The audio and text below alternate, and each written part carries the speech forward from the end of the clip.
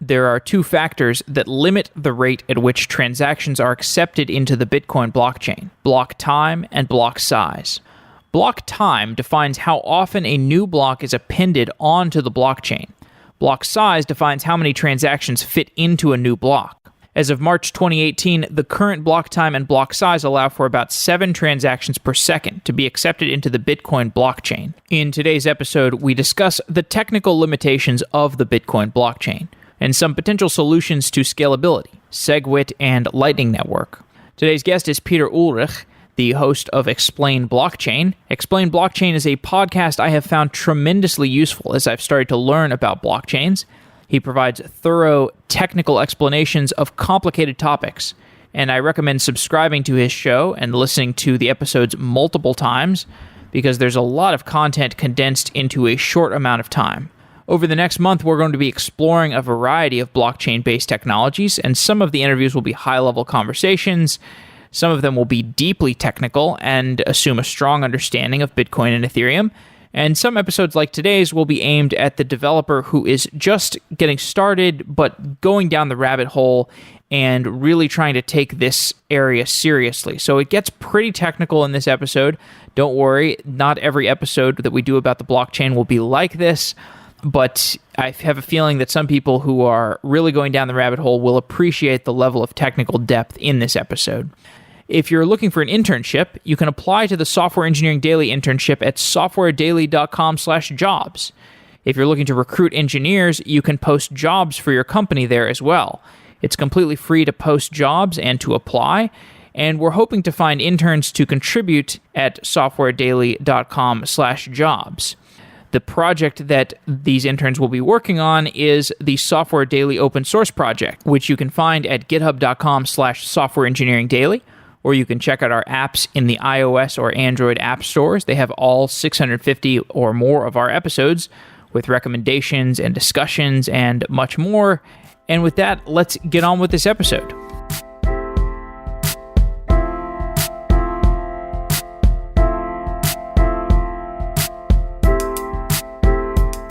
LiveRamp is one of the fastest growing companies in data connectivity in the Bay Area, and they're looking for senior-level talent to join their team. LiveRamp helps the world's largest brands activate their data to improve customer interactions on any channel or device. The infrastructure is at a tremendous scale, a 500 billion node identity graph generated from over 1,000 data sources, running a 85 petabyte Hadoop cluster, and application servers that process over 20 billion HTTP requests per day. The LiveRamp team thrives on mind-bending technical challenges. LiveRamp members value entrepreneurship, humility, and constant personal growth. If this sounds like a fit for you, check out softwareengineeringdaily.com/LiveRamp. That's softwareengineeringdaily.com/LiveRamp. Thanks to LiveRamp for being a sponsor of Software Engineering Daily.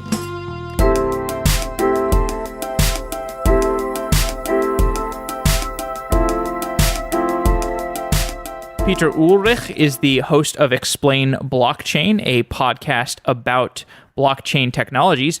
Peter, welcome to Software Engineering Daily. Thanks, Jeff, for having me.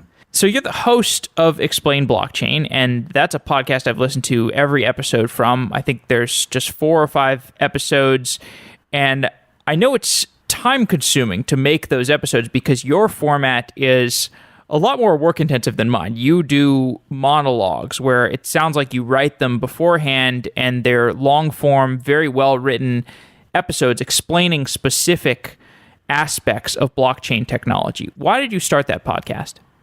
Well, Jeff, first of all, thank you for the compliment. It is certainly a lot of time, but when I started researching this area, so I'm personally a computer scientist, and I'm just more interested in the technology, I had the problem that I couldn't find very easily accessible resources to especially go into the depth of the technology behind it.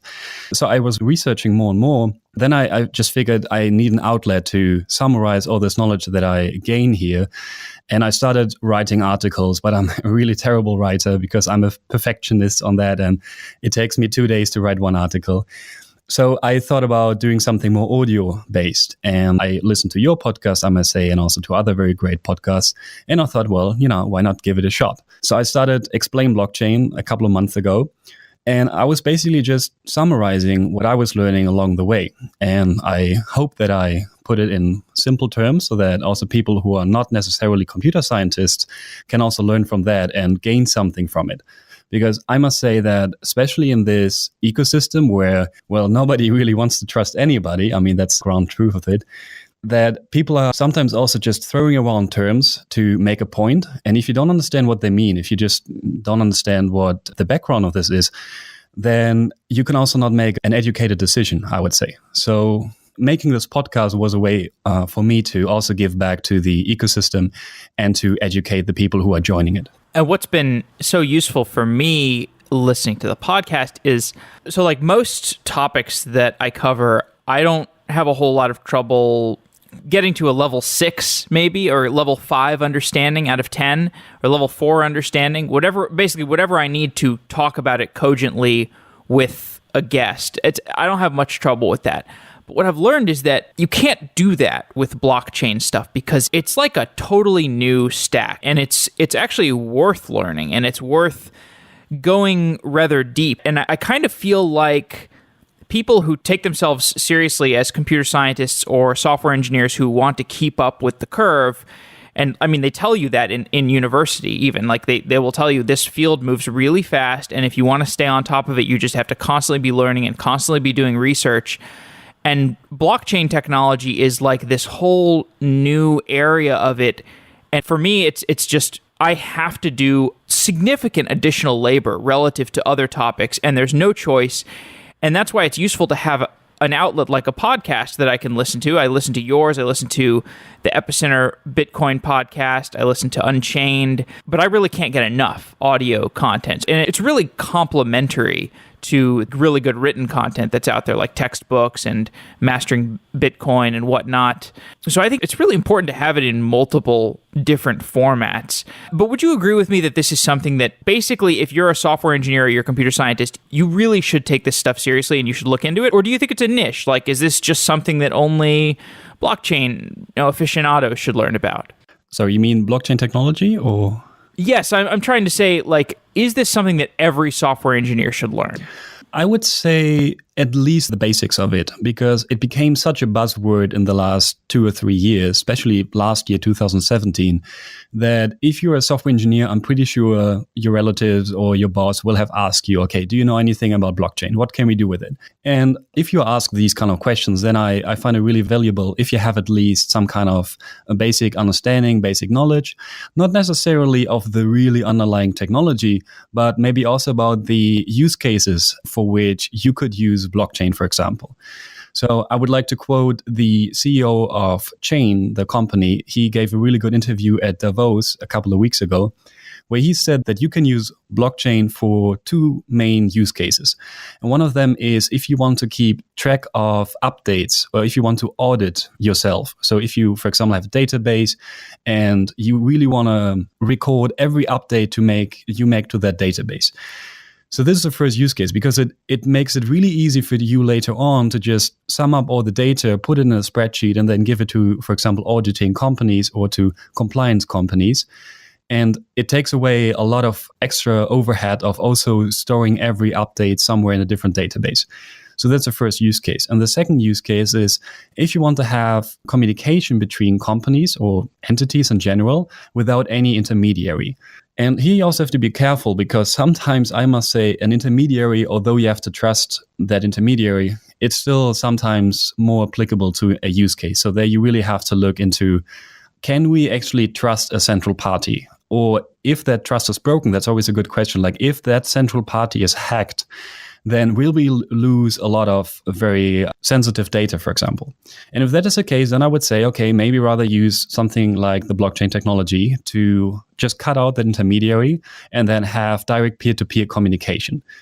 And those are, I think, the two use cases in which you could very well use the blockchain. And to come back to your question, yes, I think just pick up maybe the book Mastering Bitcoin by Andreas Antonopoulos. I really recommend this book over and over again, also my podcast, because it is a great read, a great introduction to the Bitcoin blockchain particularly. But if you learn that one, the original blockchain, then you really understand also the future developments of blockchain. Definitely. So the two use cases you listed, essentially the ability to checkpoint a database or some kind of data structure that you have in an organization, to checkpoint it with a place of public record. And then use case number two, the ability to do transactions without a trusted intermediary. It's funny because neither of those are a currency. I mean, those are things that actually require you to have a currency involved, because you have a currency in order to pay the miners to power the system. But I think that's something that actually confuses people, is that a lot of the value of this technology is not in the currency. Would you say that's a common point of confusion? Absolutely. But I also think that it comes from the fact that it started with the currency. So the first blockchain was used for the application of a cryptocurrency. And also now people just talk about cryptocurrencies much more than they talk about blockchain technologies. But yes, in general, I think that the underlying blockchain technology will be much more valuable and will also reach many more areas of the industry than cryptocurrencies. Definitely. So we could talk about basics for a long time, but I want to get into discussing scalability with you, because that's what we prepared for. And you have a great episode about scalability. That's what inspired me to reach out to you. So ancillary information on this episode can be found in your podcast, in the Explain Blockchain podcast, the episode about scalability. So I think we'll assume that people have a basic understanding of Bitcoin for this episode. And if they don't, they can go back into my back catalog or your back catalog. Regarding scalability, we are talking about the Bitcoin blockchain's scalability. The Bitcoin blockchain is communicated about across the internet. We don't assume that the internet has a scalability bottleneck. I mean, it does have a scalability bottleneck in some sense. You could say that that's what net neutrality is arguing about. But for the most part, we can send around movies and audio files and high bitrate things, whereas Bitcoin has problems even sending around these small blocks of financial transactions. Why does Bitcoin have a scalability problem? Yes, so it is not a problem of internet throughput of the data that is transferred, although it's also part of the architecture, but I will come back to this later. The big problem is actually the computational bottleneck and also the storage bottleneck. So if you go to Bitcoin Core or Bitcoin in general, the underlying architectural decision of Satoshi Nakamoto in the very beginning, when he or she or the group created Bitcoin, was that it should be a decentralized network eventually.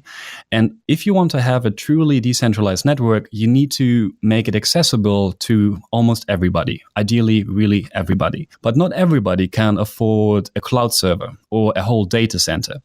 But people like you and I, we can afford like a home computer or maybe Raspberry Pi for a couple of $40, something like this. And if we are able to use that hardware that is at our disposal to run a Bitcoin node on it, then you will also eventually have many more nodes in that network, and they will also make it more decentralized. So the scalability issue of Bitcoin stems from this architectural decision that, first of all, the blockchain shouldn't rise too rapidly. So the size of the blockchain shouldn't rise too rapidly, which is why we have the 1 megabyte block size cap, or with SegWit, it's around 4 megabyte now. And that is basically so that you and I can also in 10 years from now on still store the whole Bitcoin blockchain on our Raspberry Pis, on our home computers. Sure, it wouldn't be a problem. Like if you take YouTube, right? They have like 400 gigabytes, I think, a minute that they have to store somewhere. And they are equipped to do that. And they also have the financial resources to do that. But let's say that you want to have a second YouTube. So you want to separate the whole database of YouTube and save it like a second time. Obviously, it's linear increase. So you have double the costs and everything. So these companies case, they can have such a high throughput because they centralize everything. They highly optimize their own system and so on. But as I said, it's not applicable to the average Joe. And we should be able to run the Bitcoin network. So that is the first part, that you have the block size cap. And the second factor why Bitcoin has a scalability issue at the moment is the block time. And those are the 10 minutes you hear about every now and then. Satoshi Nakamoto, again, in the beginning thought that we should only add a block to the Bitcoin blockchain every 10 minutes. And the rationale behind this was that, let's say that somebody in South Africa makes a transaction using Bitcoin, and the full nodes in South Africa will pick up this transaction very quickly, and then also can add it to their own blockchain, or can mine it, can try to put it into a block because they have this transaction. But in order for Bitcoin to become a truly global network, you need to give the full nodes, for example, in South America and in Asia, enough time to also pick up this transaction. So that means that the transaction needs enough time to travel around the globe, so to say. Back in 2008, Satoshi Nakamoto then said, well, let's just use 10 minutes. I'm pretty sure there was some kind of rationale behind it, but it's just now 10 minutes. And this also then poses the problem that only every 10 minutes you can add a block, which has a certain hard cap on the size. So every 10 minutes you can only add so many transactions to the Bitcoin blockchain. And this leads to a theoretical throughput of the Bitcoin blockchain of 3 transactions per second. And now we can go in the next step if we compare then the Bitcoin blockchain to, for example, the Visa network, which has a theoretical throughput of 50,000 transactions per second. And that's only the Visa network. Sure, we have to then make Bitcoin somehow more scalable, or to solve this scalability issue in order to compete, for example, with the Visa network. So step back for a moment. People are making transactions across the Bitcoin network all the time. They're taking place in South Africa, in Argentina, in North America. And as these transactions are being created, they are going into the mempool, which is where the transactions that are waiting to be processed sit. And then the miners select from the mempool the transactions that will be included in a block. Could you explain that process and explain how miners decide which transactions to add to a block? Absolutely. So when you make a transaction, you will send this transaction to the full node to which you're connected, maybe your own full node, and then also to all the other full nodes around you. So that means that the miner nodes will eventually get this transaction into their, as you said, mempool or memory pool. And then they select the transactions with the highest transaction fees. Now, I assume that you know a little bit about how a Bitcoin transaction looks like, but in general, there are inputs and outputs values. So inputs are previous transactions that you now use to spend Bitcoin further. And the output values are the addresses to which you want to send Bitcoin. Now, if you sum up the input values that you put in, so you take like 2 or 3 different transactions, each of them, let's say, has like 1, 2, and 5 Bitcoin. So the overall sum is 8 Bitcoin that you have as an input. But then in the output, you only send, let's say, 7 Bitcoin to a certain address, and the 1 Bitcoin you leave unspent. So you don't send it back to yourself, or you don't send it to anybody else. This difference between the input and the output is called the transaction fee, and then be collected by the miner once they take your transaction and put into a block. So the thing here, it's a free market. So if you now want to have your transaction be on top of the list of transactions that go into the next block, then you also have to pay, relative to the other transactions that are in the mempool, a relatively high transaction fee. Well, the highest transaction fee.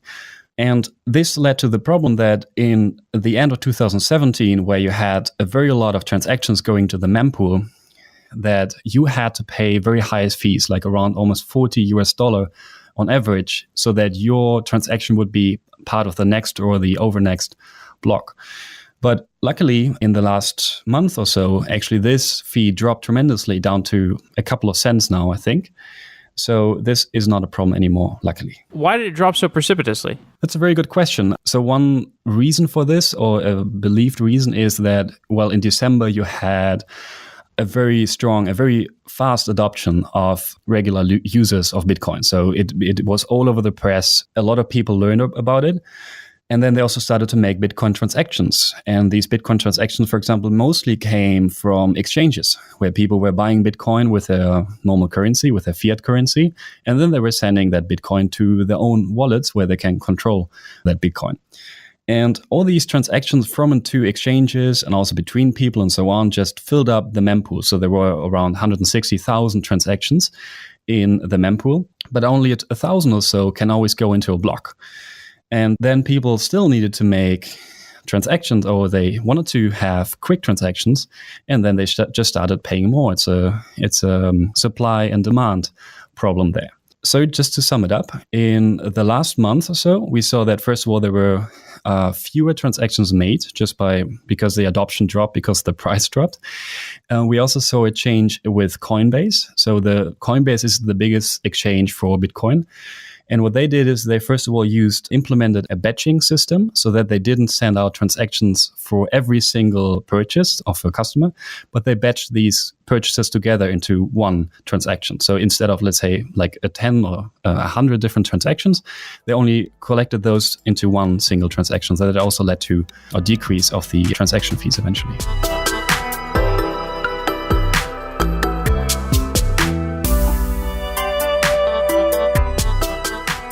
This episode of Software Engineering Daily is sponsored by Datadog.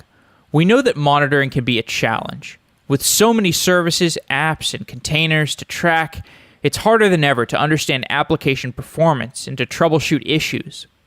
Built by engineers for engineers, Datadog is a platform that's specifically designed to provide full-stack observability for modern applications. Datadog helps dev and ops teams easily see across all their servers, containers, apps, and services to monitor performance and make data-driven decisions. To get a free t-shirt and start your free trial of Datadog today, visit softwareengineeringdaily.com/Datadog to get started. Datadog integrates seamlessly to gather metrics and events from more than 200 technologies, including AWS, Chef, Docker, and Redis. With built-in dashboards, algorithmic alerts, and end-to-end request tracing, Datadog helps teams monitor every layer of their stack in one place. But don't take our word for it. Start a free trial today, and Datadog will send you a free t-shirt. Visit softwareengineeringdaily.com/Datadog to get started.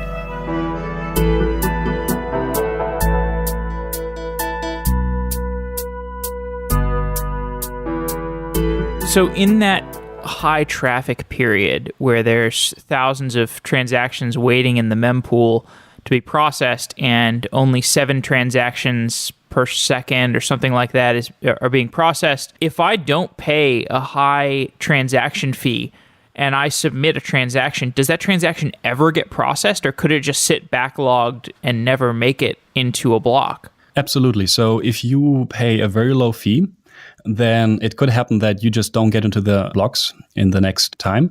And I think there's a limit to how long such a transaction can stay in the mempool until it's just disregarded, which is around 2 weeks, if I'm not mistaken. Wow. So after 2 weeks, if your transaction wasn't processed, then it would become invalid, and then you have to make a new transaction. But there is a way for somebody who would have such a transaction to know that, right? Like they could check blockchain.info and see their transaction sitting in the mempool or eventually evicted from the mempool, right? Exactly. So the thing is, mostly you make a transaction using a wallet that handles all these like creation of a transaction and so on for you. And there are quite some wallets that had very bad algorithms to determine what the optimal transaction fee is. I think Coinbase was one of them that was called out, and I only know about Coinbase that was called out because the algorithm to estimate the transaction fee was skewed, so they always paid much higher transaction fees. The problem with this is, again, that the mempool or the memory pool, it's not a global state. It's only what a full node has in their memory pool. So every full node has an own memory pool. And then if some exchanges or some, let's say, exchanges have their full node where they have a lot of transactions that have a very high transaction fees, then they would also recommend a higher transaction fee to their customers. But then you also have individuals who have their own full node, and they only see that, well, there are not that many transactions with very high transaction fees, so they have a different estimation of the transaction fee that they should pay. So it's very difficult to come up with this magic number of how much you should pay. Yeah, because so as you said, each of these full nodes has their own mempool, and they're solving their own blockchain puzzle based off of the transactions in that mempool. And if your transaction is not in their mempool, they're not even going to be trying to solve your puzzle. I mean, do the full nodes aggressively share the different transactions that are in their mempools, or is that more of a lazy kind of thing? Or do they only share them when a block gets discovered? Yeah, so what the full nodes use two systems. One of them is the flooding algorithm. So whenever they get a transaction, they just send it to every full node they're connected to. And if they already received that transaction, then they just disregard it. And the second algorithm is the gossip algorithm. So just every now and then they connect to the other full nodes and just share the transactions that they received. In general, I just wanted to point out that full nodes don't necessarily mine the blocks. So you said that a full node in the mempool, they will take the transactions and try to make a block out of that.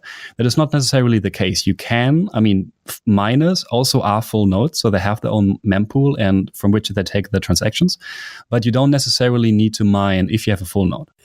So how often are the miners, are they consistently trying to process the same blocks as each other? Like, are they consistently sharing the same set of transactions so that they are chasing after a similar set of blocks? Or how often is it that they're chasing after disjoint sets of blocks? I'm just trying to get a feel for how different the mempools are.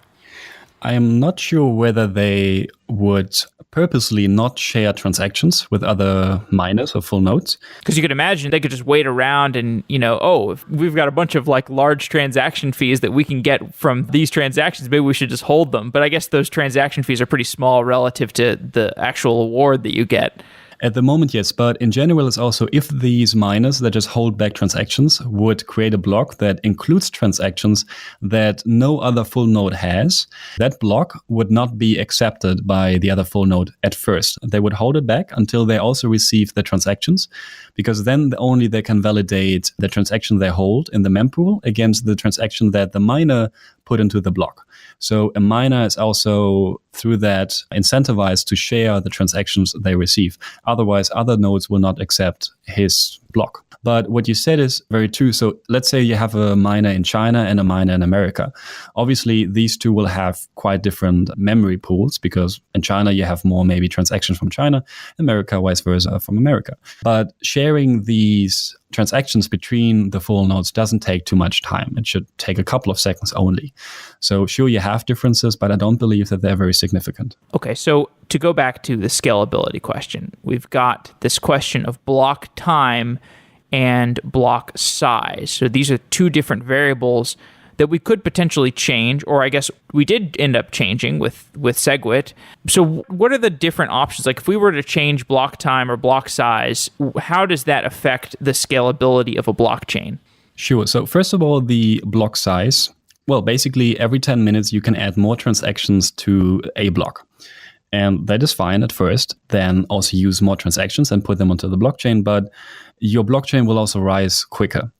And this is not a problem at the moment. I mean, if you think about the fact that the Bitcoin blockchain until now is only 140 gigabytes, you can still store it on an external hard drive.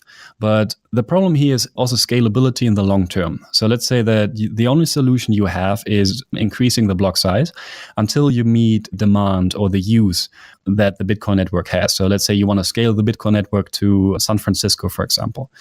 Then you already need gigabyte blocks, which can hold all the transactions that are made in the metropolis, the area of San Francisco. Then you already have a problem, because you have to download gigabyte blocks within the 10 minutes to also verify them and also add to your own blockchain. And if you want to scale this further, if you want to scale this to the level of the Visa network, then you already get, I think, like 8 or 9 gigabyte blocks.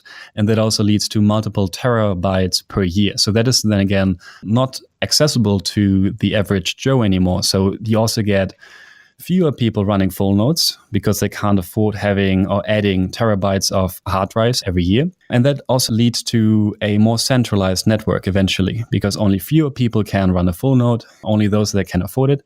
And then also only fewer people will hold and verify and mine the transactions on the Bitcoin network. Here's a naive question. So if it's all transactions, like we've just got a bunch of transactions in the mempool and we're turning those transactions into blocks, why does the size of the block matter? We're just handling n transactions. Are we ultimately just like all these full nodes are just holding transactions? And why would the block size actually matter? That's just where you're slicing these series of transactions into. Yeah, so the block size matters for two reasons. One of them is only the problem that you have to store it, because a full node has to store the whole blockchain from 2008 on until 2018 at the moment. And if you increase this size of the blockchain rapidly, so if you increase the block sizes, then, well, in a year's time or two, you will not have 140 gigabyte, but you will have multiple terabytes. And that's not something that somebody like an average Joe can just store like that. And the second problem is that if the block size becomes very large, then also not a average household or an average person can download that block within the 10 minutes until they receive the next block. So let's say that you have to download every 10 minutes 8 or 9 gigabytes of data. If you increase the block size rapidly, then at one point, just normal people just can't download the block anymore within the 10 minutes until they get the next block already. And that also means that they can't verify and validate that all the transactions are valid, and then also that the next block is also in a valid way added to the old block. So it becomes a problem of bandwidth to download the block, and it also becomes a problem of computational power to verify the block. So that's why there's a threshold for the average person to hold the blockchain. So is that to say that there is always this large mempool of transactions that are waiting to be received, and the block size determines how rapidly the mempool is depleted? Yes. Well, again, a supply and demand problem. So if you have the same amount of transactions that you have at the moment, so the demand to be put in the block, and then you increase the supply, so you increase the block size and the capacity of adding blocks, then yes, you would have a decrease of the mempool in the long term. But then also if the demand steadily rises with the block size, so the demand rises with the supply, then you have the same situation as we have now, where you still, well, a month ago had to pay $40 to get into the next block. I see. So if that block size increase happened, then people would eventually realize, oh, it's actually getting cheaper to transfer money on the blockchain because things are happening faster, transactions are getting accepted faster, which is making it cheaper. So, and it ultimately could end up being a tax on the miners because they are the ones who would have to store, all full nodes, but mainly the miners because they're the ones who are, predominantly going to be storing this entire chain. And I guess that gets us to why there was so much debate around this. Is that correct? Yes, that's very true. So there are some people in the ecosystem that think, well, it should be a free market, and whoever can pay for the computational power and the bandwidth, well, it's just, able to pay. So those who don't pay or can't pay, well, it's bad for them, but I don't care. That's more like the free market approach to changing the parameters of the Bitcoin blockchain. On the other side, you also have the more, well, not necessarily altruistic, but more incorporating approach by, for example, the Bitcoin Core team that say, well, we as a network are only as strong as the lowest, so to say, network full node. So if the lowest full node with the least computational power and bandwidth can still hold a full copy of the Bitcoin blockchain, then we will also have more nodes. So we are only as strong as the lowest full node. So if we halved the block time, that would be essentially the same as doubling the block size, right? Yes, very true. So then you also add more blocks faster to the blockchain, and that also means it increases in size faster. But the problem is that not on every transaction then can reach all the nodes in the network, and there will also be a disbalance of power among the miners, for example, where some miners hold more transactions and can also pick and choose the transaction fees, and some miners don't get as many transactions and just can't keep up with the other miners anymore. Okay, so I think we've outlined the scalability problem as reasonably as we can do in audio format. Let's start to talk about some solutions to scalability. So first, there's SegWit. So segregated witness, it has two parts.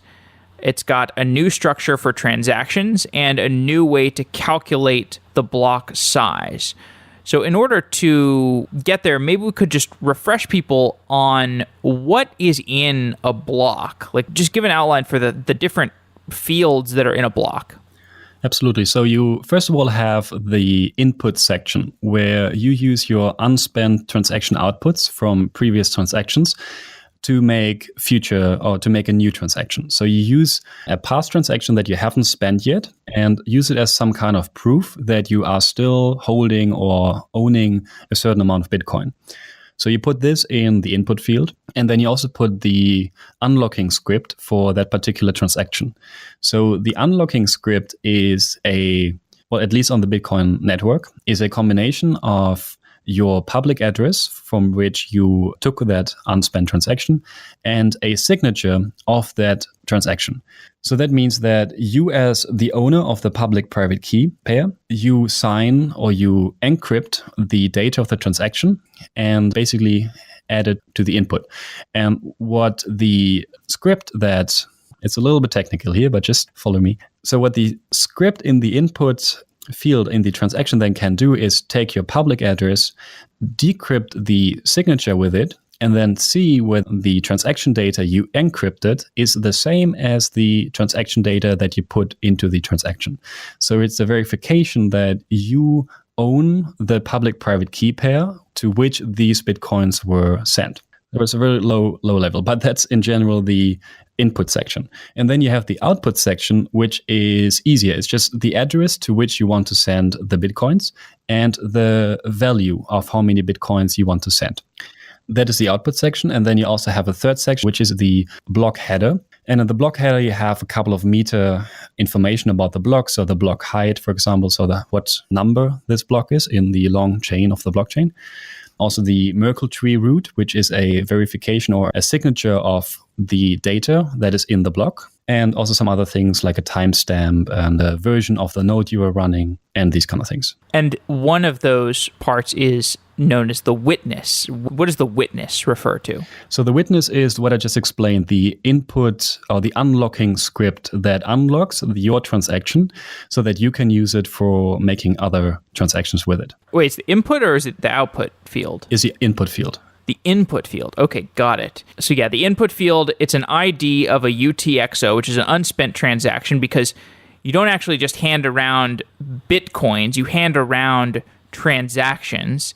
And so the input field has the unspent transaction, and then it has an unlocking script, which defines how that UTXO can be unlocked. And then the output field, which is not the witness, the output field has the address of the recipient and then your own address for the remainder coins.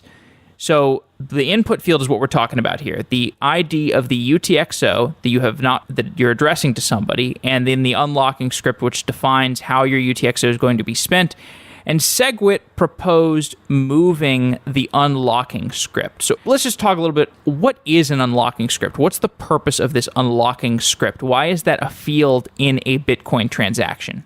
Absolutely. So it becomes a little bit technical here, but I will try to explain it in simple terms. First of all, a transaction can be made to any public address. The public address is the public key of a private public key pair. Now, if you want to prove that you are the owner of this private public key pair, what you do is you take the transaction, the UTXO, and you encrypt it with your private key. So you just take all the data that's in there, encrypt it, and get a signature out of it. Then you use this signature in the combination with your public key and use it as an input parameter to the locking script of the transaction. So the locking script, it's actually a very short script. It's a program that you can execute, and it is written in a language called script. It's a very low level, a very basic, but therefore also very secure programming language.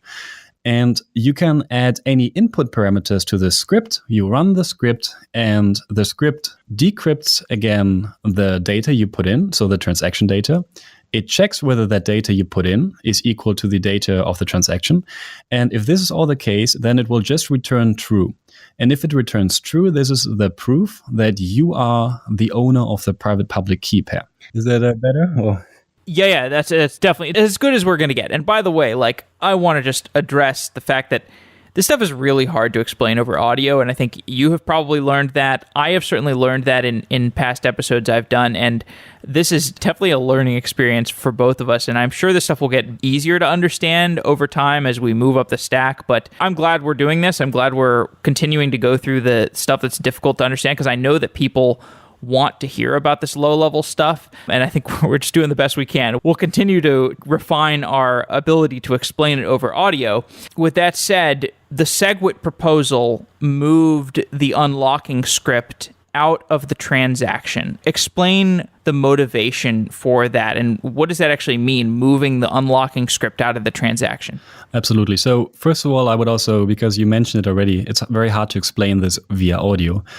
And I can only recommend again here the book Mastering Bitcoin by Andreas Antonopoulos, which is also freely available on GitHub. So if you really want to understand this in more depth, then I would really recommend looking up this book. It explains it perfectly. But now back to your question. So the problem with this script, or with having these unlocking parameters inside the transaction, that means, well, basically the whole transaction is just a key value dictionary or map. So it's like a data structure, that's it. And somewhere in this data structure, in this key value map, you have then the input parameters. But this poses a problem which is called transaction malleability. And that means that, let's say you put in your two parameters, your public key and the signature. What you also then do to create a block eventually, what the miner does in order to create the block, is it creates a Merkle root of all the transactions that are in the block. So I won't explain what the Merkle root now is, but it's basically a signature of the data that is inside the block. And here comes a problem, because if you, let's say, have a transaction, you put in the two input parameters, but then you add different parameters to it. It could just be random data, and then you have a sort of drop command. So you just, everything you put in, you just drop, disregard it, and then you put in the true parameters.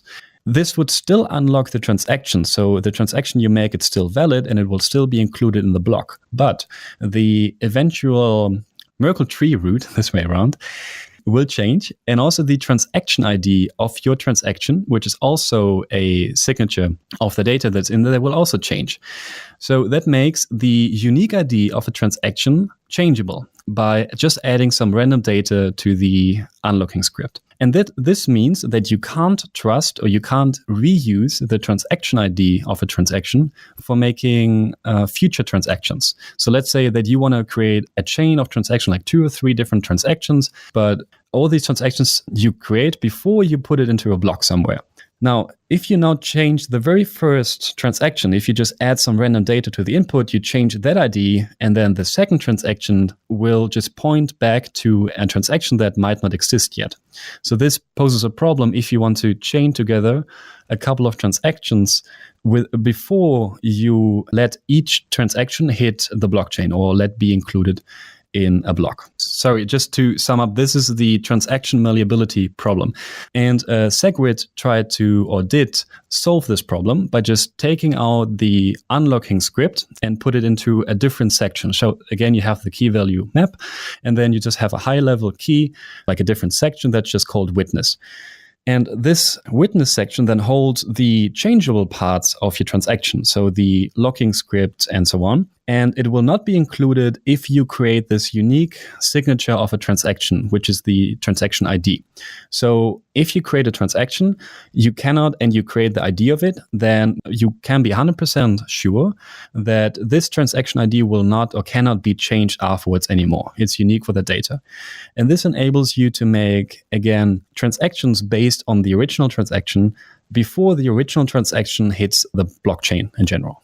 And this is a very perfect lead up to the Lightning Network, which I hope we will talk about soon. Definitely. Just to recap, though, why did SegWit reduce the burden of the blockchain scalability problem on Bitcoin?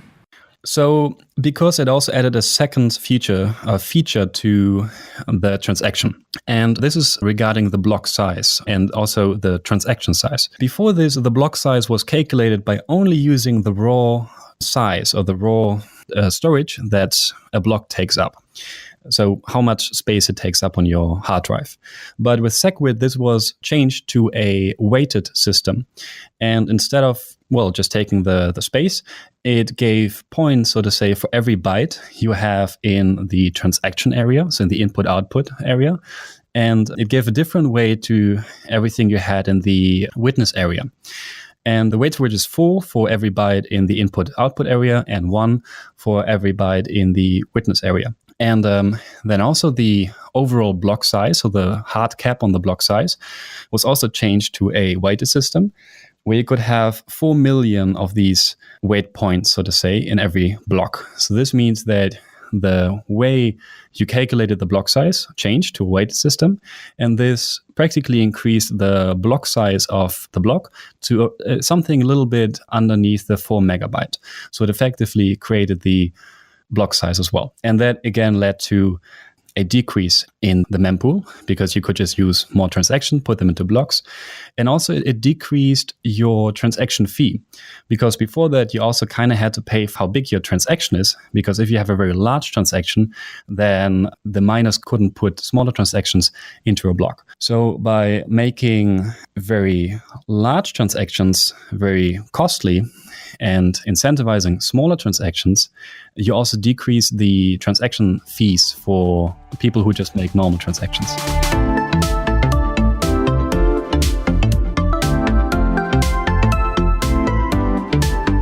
Software Engineering Daily is brought to you by Consensus. Do you think blockchain technology is only used for cryptocurrency? Think again. Consensus develops tools and infrastructure to enable a decentralized future built on Ethereum, the most advanced blockchain development platform. Consensus has hundreds of Web3 developers that are building decentralized applications, focusing on world-changing ideas like creating a system for self-sovereign identity, managing supply chains, developing a more efficient electricity provider, and much more. So, listeners, why continue to build the internet of today when you can build the internet of the future on the blockchain? Consensus is actively hiring talented software developers to help build the decentralized web. Learn more about Consensus projects and open source jobs at consensus.net/sedaily. That's CONSENSYS.net/sedaily. Consensus.net/sedaily. Thanks again, Consensus.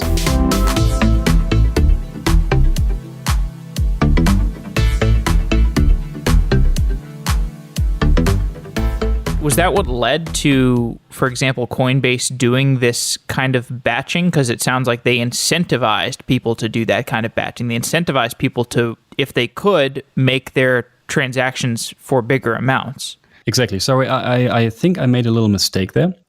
Because with having the 4 weights or the 4 points on the input-output data and only a 1 weight on the witness data, you actually incentivize having more input outputs in the same transaction.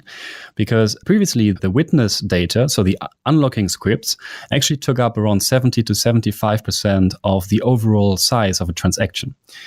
And now with SegWit, you could put in many more transactions into the input-output sections, and then also add all this extra data, the 75% of data to the witness section, where it would be weighted lower, where it would be more cheap to add it to. So this actually led also to Coinbase to start creating bigger blocks, bigger transactions, because they could save basically on that. Okay. Well, I think we've discussed SegWit as much as we have time for, and we should get on to Lightning Networks. People, again, can listen back to your episode for more on SegWit. So, Lightning Network, this is an example of an off-chain solution. Explain what an off-chain solution is. So off-chain solutions are any solutions that take transactions off the Bitcoin blockchain. And that means that if we were to make transactions, that we don't have to wait for every transaction to actually be included in the blocks and added to the blockchain. And Lightning Network, for example, is one of these solutions because it enables just two parties to make direct payments between each other. So not every payment needs to be added to the blockchain, but only, first of all, funding payments, and then also later on settlements or settle transactions. So we could make 100 or 1,000 transactions back and forth between people, but then only two of these transactions, so the funding, the beginning, and the settlement, the last transaction, would be put onto the Bitcoin blockchain. So the Lightning Network is like a system of payment channels. So you have these payment channels that you set up with somebody else, and you communicate to the blockchain itself that you're opening a payment channel with somebody else, and you create what's called a time lock contract when you do that. And then you can transact with somebody else off chain for a while. And then I guess the time lock contract eventually it runs out, or you finish doing your payments with that other person, and then eventually your off-chain interaction is reconciled with the main chain. Is that correct? That's correct. Okay. Yes. So what are the challenges around that? Because that sounds like a very useful way of doing scaling. Because we're talking, what we addressed earlier is that the main problem is that you have all these transactions that want to be processed by the main chain. So if we can just take some of those transactions off of the main chain, because the frequent problem is like, you open a tab at the bar and want to just like buy a drink, and then you want to buy another drink, and then you want to buy a drink 2 days later, and then maybe you go to the same bar and it's a coffee shop during the day and you get a cup of coffee. You don't want to have all of those transactions on the main chain. It would be much better to just have one transaction that goes on to the main chain that covers all of your cups of coffee and drinks with that bar. So that sounds like a very useful way to scale the blockchain, is just move these transactions off. So what are the challenges to doing that at scale? So the challenges are actually only one big one, actually, because if you want to use it at scale, so you want to use it with multiple or many different other parties, then you need, or you would have to need, to create a payment channel with every single one of these entities. So whenever I want to trade with a new, let's say, online web store, I first have to create a payment channel with this web store before I can make these Lightning Network payments. But this is eventually costly again, because then you have to make one funding transaction to open the payment channel. You send money back and forth, and then again, you close also the payment channel afterwards. So the challenges here is actually to not have these direct payment channels, but rather to have a network. Because I don't need to have a direct payment channel with the web store. I could, for example, have a payment channel with a friend of mine or with a different web store that then again has a payment channel with that particular web store. And these people then become intermediaries. And if I want to send any money to that particular web store, I have to, trust these intermediaries here again. Because I can just send money to my friend, for example, but that friend might not send or forward the money to the web store that I want to pay. So then you have the trust issue again. And here actually what the Lightning Network does is it uses these hashed time-locked contracts that you talked about earlier. And that means you make a transaction to your friend that can be resolved or that can be spent again or used in two different ways. And one of them is the time-locked part of it. So actually, I make a payment to my friend, and I just say, if this friend doesn't unlock this transaction, so doesn't use this transaction, then I will just be refunded within, let's say, 30 days. So within 30 days, I get my money back. I know that for sure. And then the second part to unlock this transaction is the hashed part of it. And this means that the transaction I make can be unlocked with a certain random data that I put in. And let's just call this data R. This data R is actually created by the web store that I want to pay. And the web store only creates a hash of the data and gives it to me. I use this hash and include it in the payment to my friend. And let's be in an ideal world here. The friend then also pays the web store and also sends forward the hash of the data. And the web store knows, okay, this hash is equal to the hash of the data that I hold back. So I know this payment comes from Peter, from me. And this web store then would also, in order to spend this transaction, have to broadcast the data R. So it will also be received by my friend, who can then use this data R to unlock my payment that I made to my friend. So he also gets his money. And I eventually also receive R, and I can prove with this that the web store actually got the money. Okay, let's go a little high level in this. And by the way, you should definitely come back on in the future. And the next episode, we're going to do something a little more high level. Like I think we definitely should, because I love talking to you. But this is like so low level that it's funny, because I know that there's like 15% of the audience that just absolutely loves this stuff. Because I was looking for like a very technical Bitcoin audio material when I first kind of started getting into this, and there just wasn't much. And it's like, you can't listen to this kind of audio when you're maybe working out or something, but if you're maybe washing dishes is so mindless that you can completely focus on what you're listening to. I think this is the perfect type of material to listen to if you're studying Bitcoin, but you have to wash dishes. So for the 15% of the audience that's washing dishes, I hope you appreciate this material.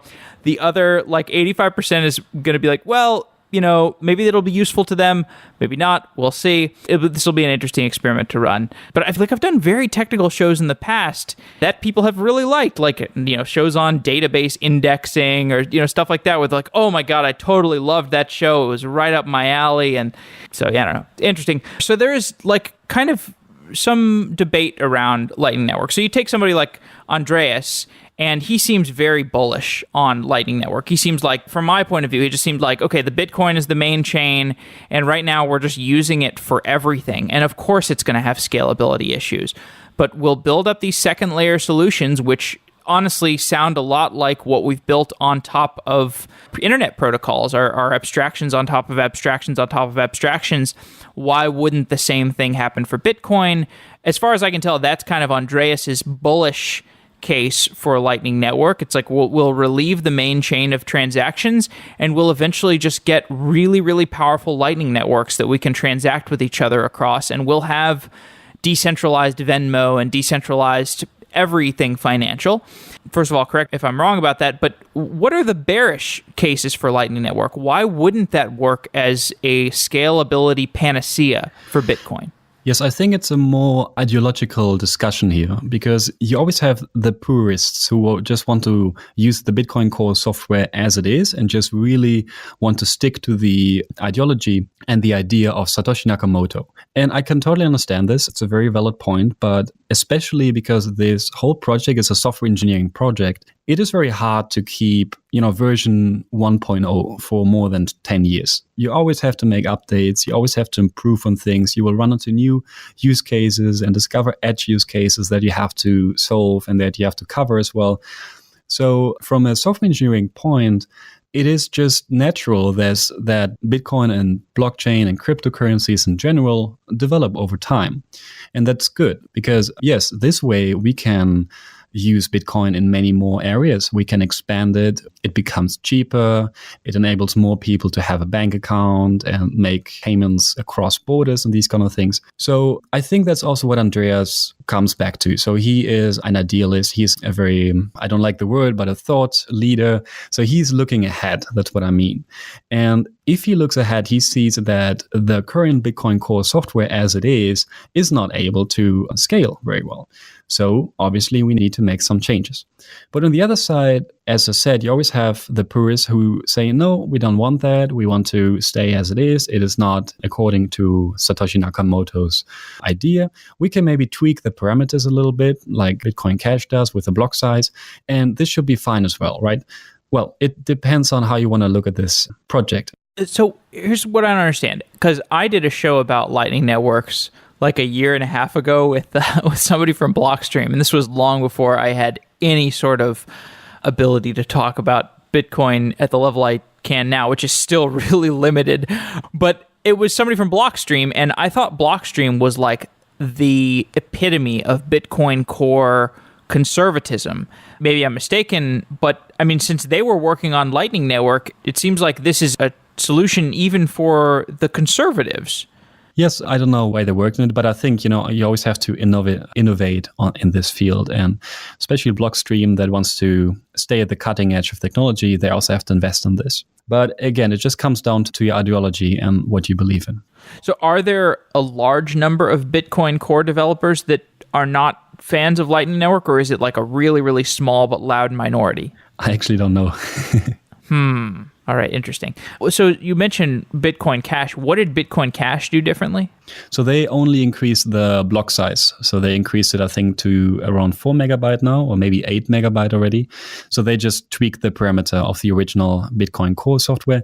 And they also didn't want to use SegWit because they were also like, well, this SegWit changes the original format that was created by Satoshi Nakamoto of the transactions, and we don't want that. And one other reason they gave was also because the SegWit proposal, SegWit format, is a soft fork of the Bitcoin network. And that means that older nodes that don't run the latest software, including the SegWit format, can still accept the new SegWit payments.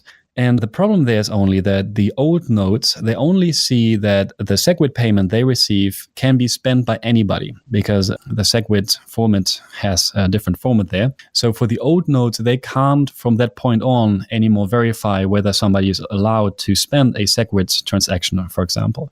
So that's why the other idea then was that if you as a full node owner don't want to upgrade to the latest version, then you're just left behind. And maybe eventually they will also cut off that compatibility, so your access to the Bitcoin network. So that is another argument that came from the Bitcoin Cash community.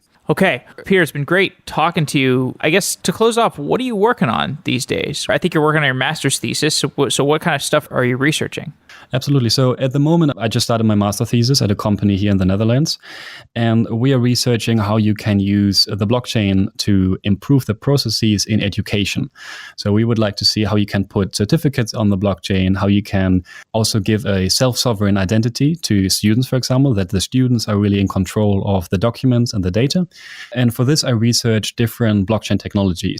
Okay, well, that's awesome. Everybody can check out Explain Blockchain if you want to hear Peter's fantastic material. Thanks for coming on the show. I really appreciate you making the effort to explain these really complicated topics over audio because that's my preferred format for long-form material. Although I fully admit that with blockchain stuff, you kind of have no choice but to look at some diagrams sometimes. Thank you very much, Jeff, for having me. And I can only recommend to check out also multiple mediums. So yes, I also like podcasts, but they're also really great visual mediums on YouTube and also great books. So, well, I personally am more interested in the technology behind it. So I can also recommend the Bitcoin Wiki. And they really explain all these topics like SegWit and Lightning in accessible terms. But if you really want to dive deeply into the technology, then you can also do that there because they also reference the different resources. Okay. Well, thanks for coming on the show, Peter. Thank you very much. Your enterprise produces lots of data, but you aren't capturing as much as you would like. You aren't storing it in the right place. And you don't have the proper tools to run complex queries against your data.